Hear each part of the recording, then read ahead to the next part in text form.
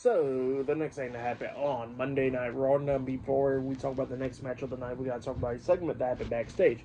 But before that as well, there was a promo package from Rusev, where Rusev was talking about Sheamus and all that stuff, and he was talking about how he's been trying to redeem people's careers and all that stuff, and, bring up the weaklings and all that stuff. So, yeah, that's what he was talking about there, but now Sheamus is getting in his way. So, yeah, that's what Rusev was talking about there.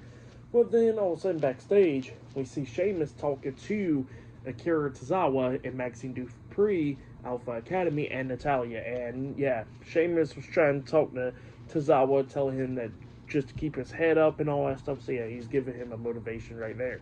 And then Alpha Academy walks away, and then we see Kathy Kelly coming up to interview Sheamus. And Sheamus is somehow, he bullies the bullies, and he says that he's not going to be dealing with that. He says that Rusev's career outside WWE lasted like 24 hours, like Rusev Day. So yeah, that's what he tells everyone else. But then after that, we get to the next match of the night. It was Finn Bálor and JD McDonagh, the Judgment Day, versus Erik and Ivar, the War Raiders, in a tag team match. So yeah, we get to this tag team match. Now the WWE World Tag Team Champions Kofi Kingston and Xavier Woods, the New Day, was on commentary for this match.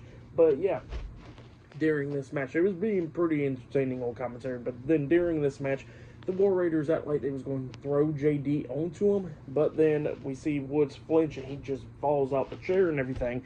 And then the War Raiders was messing around, but then they was trying to get back into the ring, and then the New Day was trying to attack him, but the referee catches him, and then the referee kicks him out of the ringside. So yeah, that's what happened there.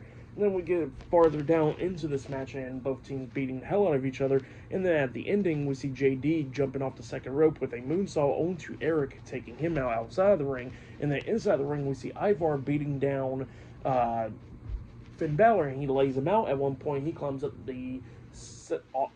was climbing up the top turnbuckle so he could try to hit the moonsault onto Bálor. Well, then all of a sudden, Roxanne Perez gets up on the ring apron, and she distracts Ivar and distracts the referee, and the referee had to tell her to get down off the ring apron. While the referee was distracted, Ivar was as well. That's when JD takes advantage, grabbing Ivar's head, slamming it onto the ring post. Ivar falls off the top turnbuckle, and then that's when Finn climbs up the top turnbuckle, jumps off with coup de grace onto Ivar, pinning him for the 3 count. So yeah, the Judgment Day defeated the War Raiders tonight in a tag team match. That's what happened there, and Finn was smiling about it, all happy, and he winks at Roxanne, and Roxanne was happy too. So yeah, that's what happened there.